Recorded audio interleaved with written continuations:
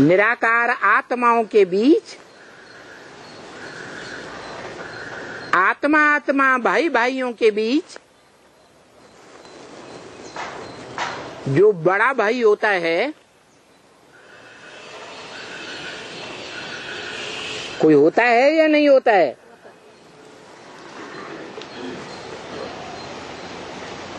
और बड़ा बड़ा भाई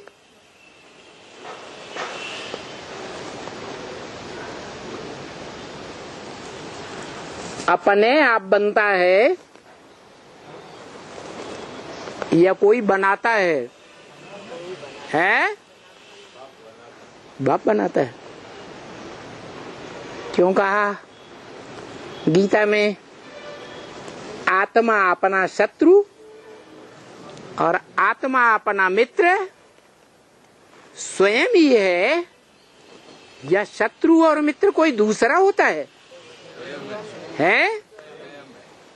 स्वयं है। अभी भी बोला भाग्यशाली आत्मा बनती है और दुर्भाग्यशाली भी आत्मा बनती है। तो अपने आप स्वयं जिम्मेवार है बनने और बिगड़ने के लिए। भाग्यशाली और दुर्भाग्यशाली बनने के लिए आत्मा स्वयं जिम्मेवार है या कोई दूसरा जिम्मेवार है? स्वयं जिम्मेवार।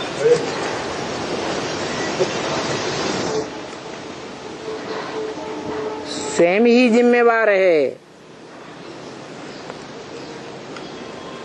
इसलिए बाप की प्रॉपर्टी ग्रहण करने में जो बच्चा बड़े से बड़ा जिम्मेवार बनता है, प्रॉपर्टी संभालने में जिम्मेवार बनता है और प्रॉपर्टी को बढ़ाता है या खलास कर देता है, वो जिम्मेवार बच्चा बढ़ाने वाला।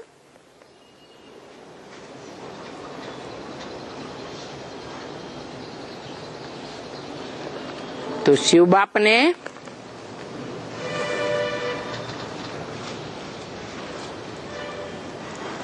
आते ही इस सृष्टि रूपी रंगमंच पर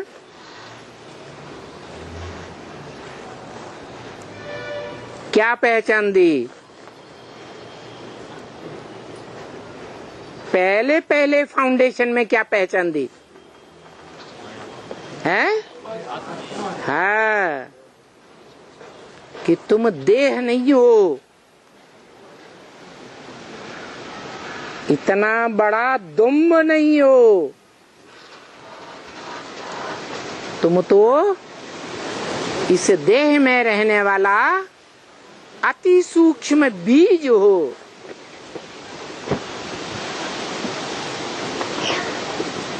ज्योति स्वरूप हो, जिस ज्योति रूपी बीज आत्मा की रोशनी ज्ञानेंद्रियों में सबसे श्रेष्ठ है। कौन सी इंद्रिय? आंखों से निकलती है। जब आत्मा शरीर से निकल जाती है तो आंखें निर्जीव दिखाई देती है। इससे साबित होता है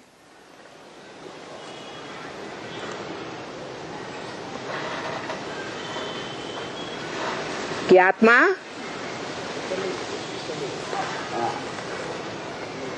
प्रकाशमय है, ज्योतिर्मय है या ज्योतिहीन है? ज्योतिर्मय है। एक तो अति सूक्ष्म बिंदु है, दूसरा ज्योतिर्मय बिंदु है, और तीसरी बात राजा अपने राज्य में ऊंची गद्दी पर बैठेगा या नीचे बैठेगा? तो ये आत्मा राजा है और ये शरीर, इंद्रियां सब प्रजा है। तो शरीर में जो उत्तम अंग कहा जाता है, कैसा अंग? उत्तम ते उत्तम अंग। और उस उत्तम अंग में भी जो भ्रकुटी कही जाती है, क्या नाम दिया? बड़ी पूरी कुटी। क्या? कुटी, कुटिया।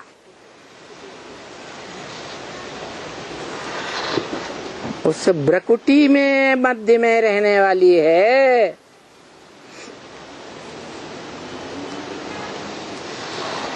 जिसकी यादगार आज भी भारत में माताएं भ्रकुटी में है। टीका नहीं, टीका पुरुष लगाते, बिंदु बिंदी लगाती हैं।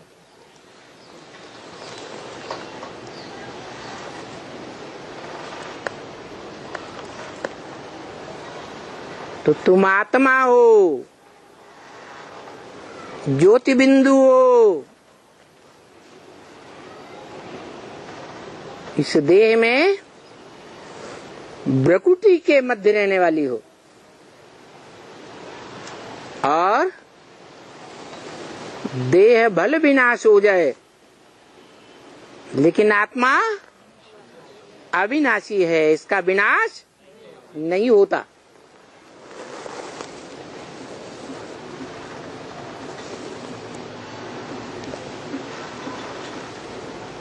ठीक, आत्मा ज्योति बिंदु है। बिंदु जितना छोटा बनाओ उतना छोटा होता जाएगा।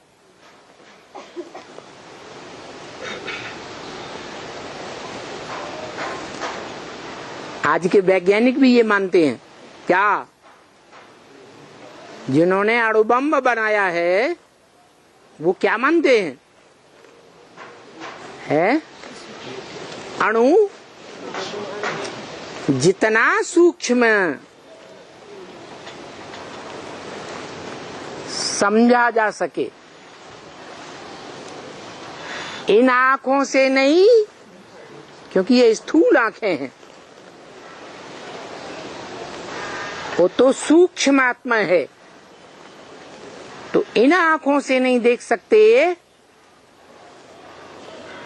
तो सूक्ष्म यंत्रों से देख सकते हैं। परंतु यंत्र भी तो कितने भी छोटे हों, स्थूल होंगे या देखने योग्य नहीं होंगे, है स्थूल होंगे। इससे साबित होता है कि ये आत्मा इतना सूक्ष्म ज्योति बिंदु है कि उसको वैज्ञानिक यंत्रों से भी नहीं पकड़ा जा सकता। फिर कैसे पकड़ा जाए?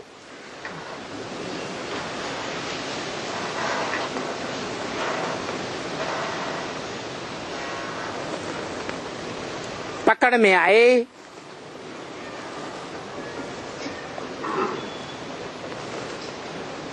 तो उसको स्थिर किया जाए।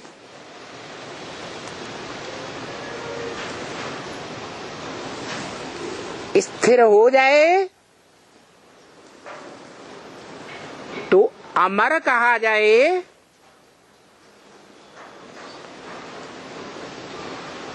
या मृत्यु पाने वाला कहा जाए? अमर कहा जाए।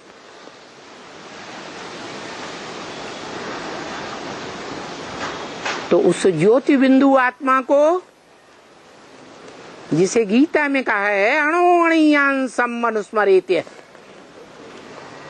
अणु अणु से भी अणु है।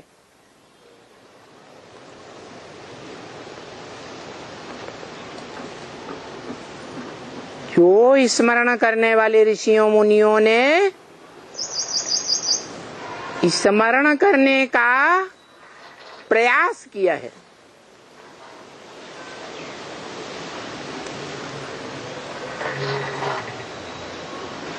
परंतु कोई भी ऋषि मुनि पंडित विद्वान आचार्य ग्रेट फादर्स कहा जाने वाला कोई धर्म पिता नहीं हुआ जिसने मृत्यु पर विजय पाई हो।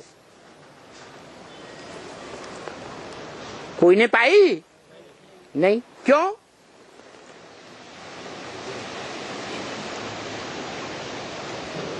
क्योंकि उस सूक्ष्म आत्मा को पकड़ने का यंत्र कौन सा है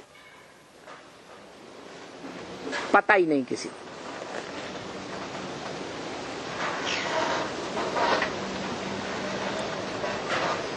तो कौन पता करेगा?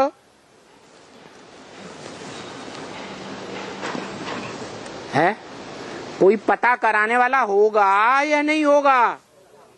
कौन? निराकार आत्माओं का निराकार बाप। आत्मा ज्योति बिंदु अति सूक्ष्म, तो बाप भी निराकार अति सूक्ष्म ज्योति बिंदु। अरे सीधी सी बात, सांप का बाप सांप जैसा लंबा, चींटी का बाप चींटी जैसा छोटा।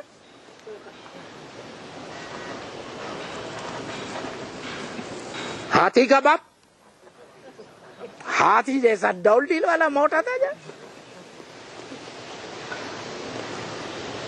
तो अति सूक्ष्म तुम आत्मा है, तो तुम अपने बाप को पहचानो। क्या? कैसा? बाप भी कैसा? अति सूक्ष्म ज्योतिर्मय बिंदु। लेकिन ये बिंदु की पहचान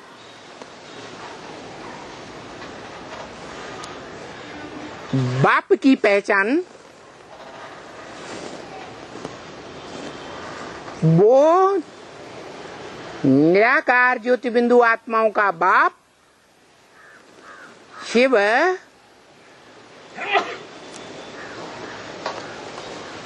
स्वयं तो नहीं दे सकता है? देता है?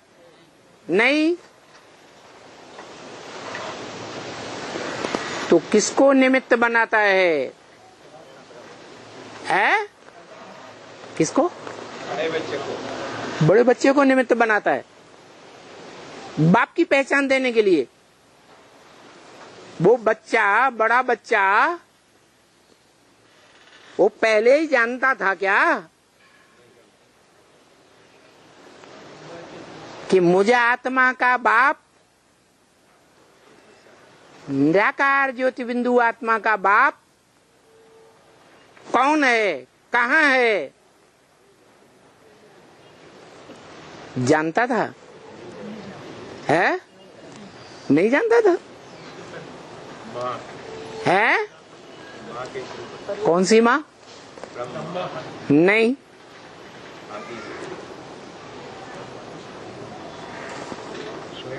ब्रह्मा तो स्वयं देहधारी धर्म पिताओं के बीच में बड़े ते बड़ा देह अहंकारी धर्म पिता।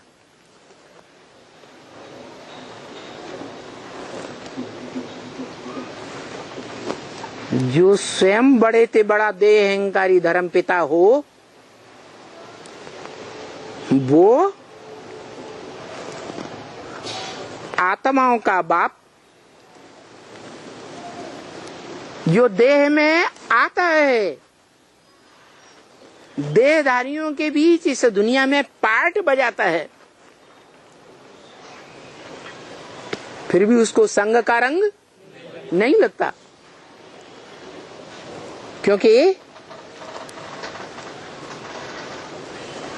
देहधारी में प्रवेश करने के बावजूद भी, देहधारियों के बीच में रहने के बावजूद भी वो बुद्धियोग से सत्तधाम का सदावासी है, रहता है। और आत्मा जो सत्य है, उस सत्य की तेज में ही सदा स्थिर रहता है। अंश मात्र भी उसमें कभी भी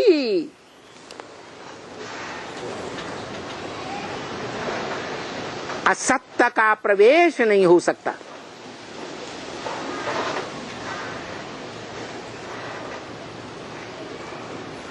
इसलिए संग का रंग भी नहीं लग सकता।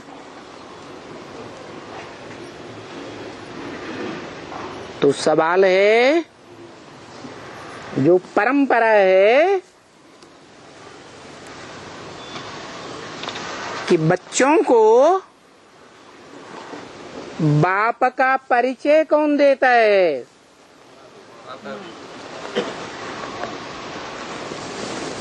देखो कौन सी माता है?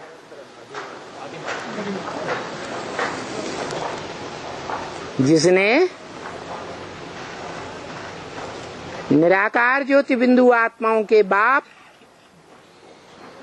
ज्योति बिंदु का सच्चा परिचय पहले पहले दिया था।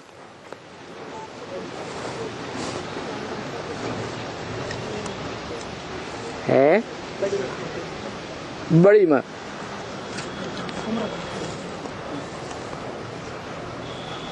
बड़ी माँ जो देवान में आती है, महाकाली बनती है,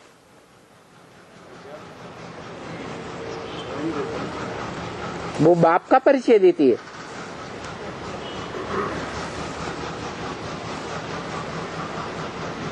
काली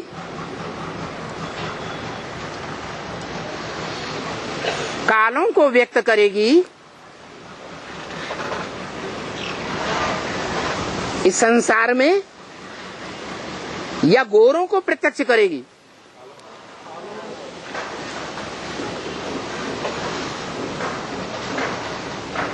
कलमुई होगी तो काले ही पैदा करेगी, कालों को प्रत्यक्ष करेगी। और क्या होगी? महान गौरी होगी तो किसको प्रत्यक्ष करेगी? गोरों को अपनी कोख से प्रत्यक्ष करेगी। शास्त्रों में कोई उदाहरण है? दिति अदिति कहते हैं,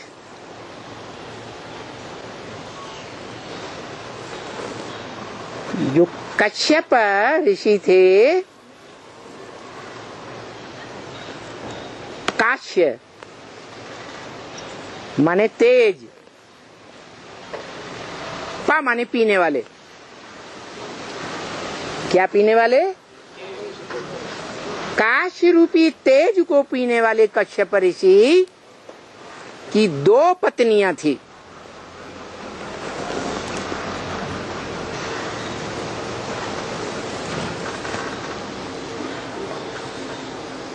एक बड़ी और एक छोटी। बड़ी का नाम दिति और छोटी का नाम अदिति। दिति का अर्थ होता है खंडित और अदिति का नाम होता है अखंड।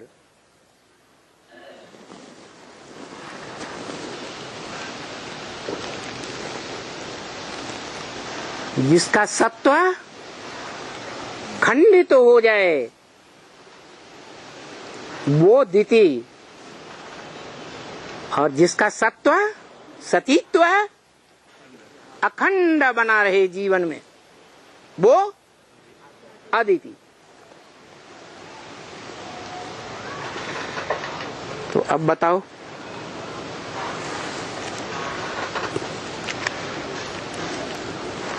कौन सी माता होगी?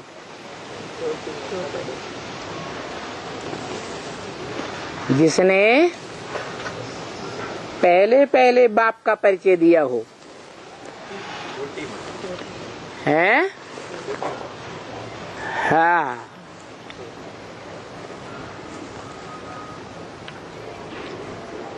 जैसे सत्व है, सत्य है आत्मा,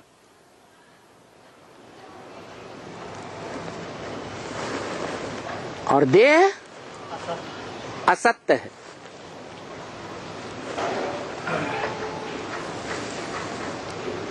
देखा जाए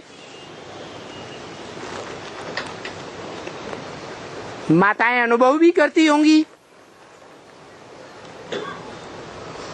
पहले गर्भ में सत्य कही जाने वाली आत्मा आती है,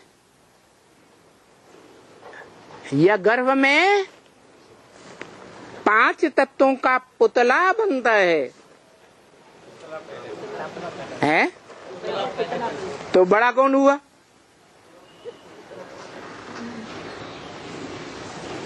कौन बड़ा हुआ? 5 तत्वों का पुतला बड़ा हुआ, क्या बाद में आने वाली आत्मा बड़ी हुई है?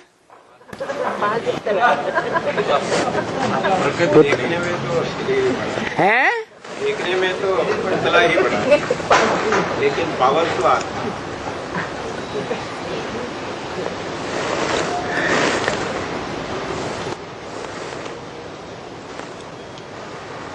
ओरिजिनल रूप में आत्मा दुखदाई या सुखदाई? सुखदाई। और देह दुखदाई। इसलिए बताया कि जब नई सृष्टि का ओरिजिन होता है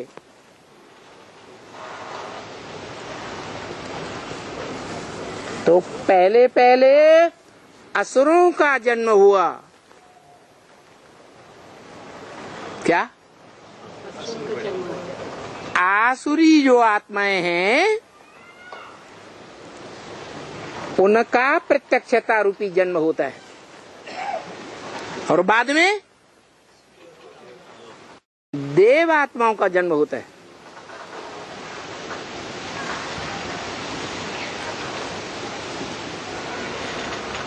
तो असुर बड़े हो गए और देवात्माएं छोटी हो गई।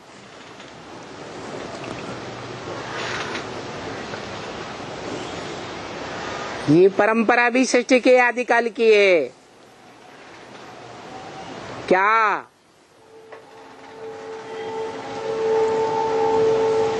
जब ऊंचे से ऊंचा बाप इस सृष्टि पर आता है तो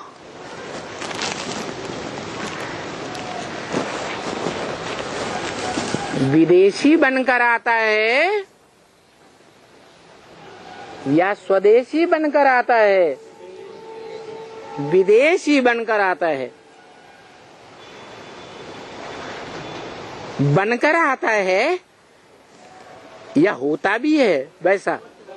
बनकर आता है। इसका मतलब जो देखने में बनकर आता है वो वैसा है नहीं। मन बहुरूपिया बनकर आता है। जो देखने में आता है वो बहुरूपिया देखने में आता है नहीं।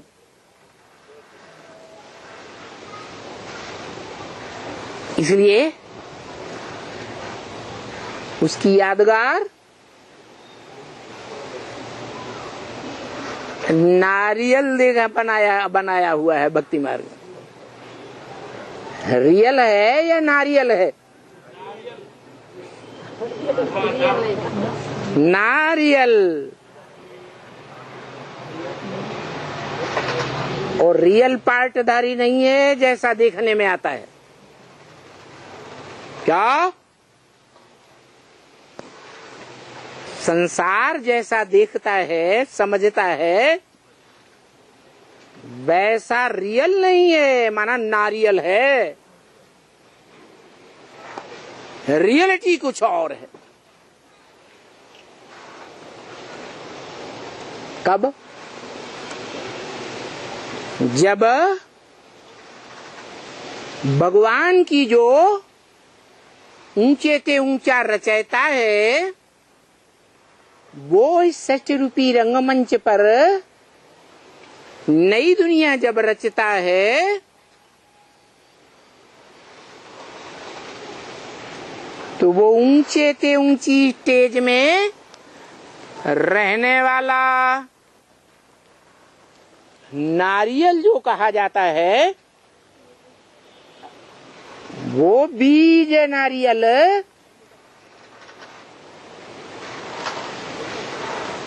सार्वभौम माने जाने वाले भगवान के रूप में जो दुनिया में शिवलिंग पाया जाता है,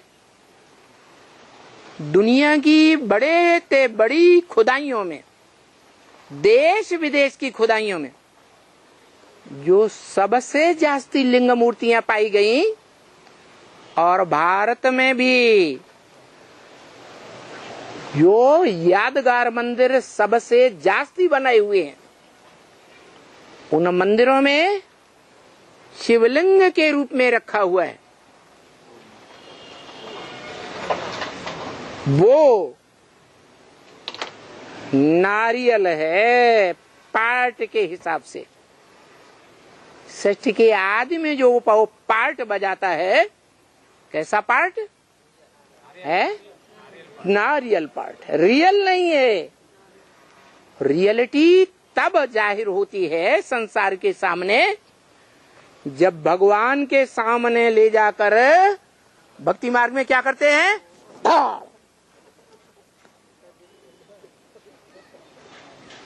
फोड़ दिया जाता है।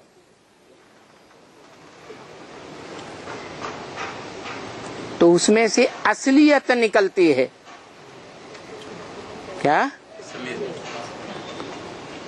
कि ये है असल में।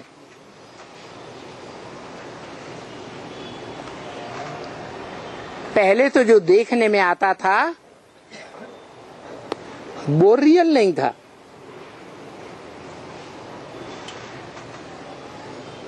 तो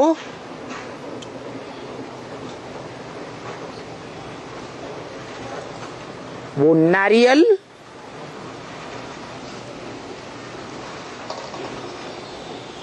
विदेशी बनकर आता है, दिखावा कुछ और अंदर से कुछ और। नारियल को भी 3 आंखें होती हैं।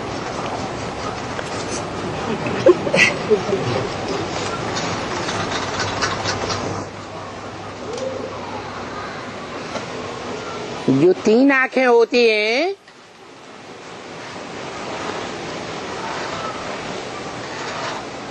वो स्थूल में होती हैं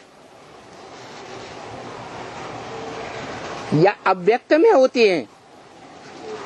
इन आंखों से देखने में जो आता है वो है व्यक्त, और जो इन आंखों से देखने में नहीं आता वो अव्यक्त। तो नारियल में जो 3 आंखें होती हैं वो देखने में आती है, नहीं आती? आती है। पूरा छीलने के बाद। हाँ जी, उसका देवभान का छिलका उतर जाए, डबल डबल छिलका है, वो सारा छिलका उतर जाए और अंत में जो हार्ड से हार्ड छिलका है वो भी धाड़ से जब टूट जाए तब प्रत्यक्ष होता है।